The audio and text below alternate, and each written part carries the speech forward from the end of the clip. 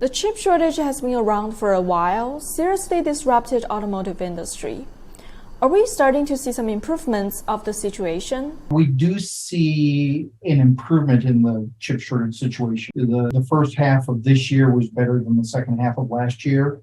And we're expecting that, the back half of this year to be better than the first half of this year. So it's improving.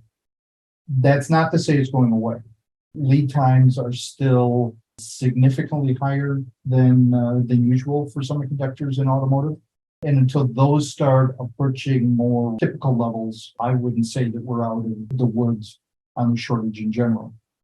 Why it's affecting automotive more than others, I don't really look at markets outside of automotive, so I can't make a relative comparison. But the reason it's affecting automotive so severely is a couple of things that are kind of typical of automotive applications. One is automotive because it focuses on safe, reliable applications. Because while we all want our cars to be neat and have all sorts of technology, we really prefer that they don't run over people. So we have to ensure that the systems we put in, the components we put in those systems are safe and reliable.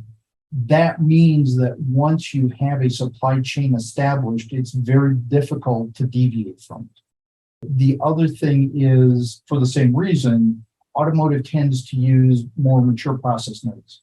So the kind of technology that is in your cell phones or in your tablets, in your computers, that tends to be, in many cases, more advanced process nodes than what automotive uses. And that's where most of the investment has been in terms of expanding wafer capacity.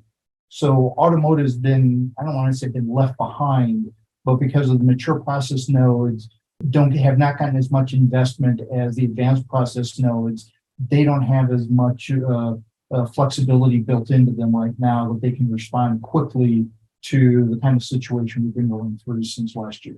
Has the automotive industry implemented any new protocols or policies to prevent or better address similar events in the future? I don't know that I would say new protocols. I think one of the things that is hopefully going to be a lesson learned as a result of what we've been going through is, I think automotive for the past several decades, from a semiconductor standpoint, has really been focused on cost. What are the things that I can do to drive the cost of using and procuring semiconductors down as much as possible? And I think what we're seeing this year and last year is the importance of supply assurance.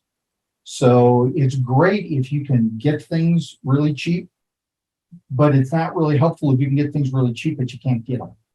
So I think there's going to be some changes in terms of automotive in general, making longer-term commitments to the supply chain, giving them longer visibility into what the requirements are.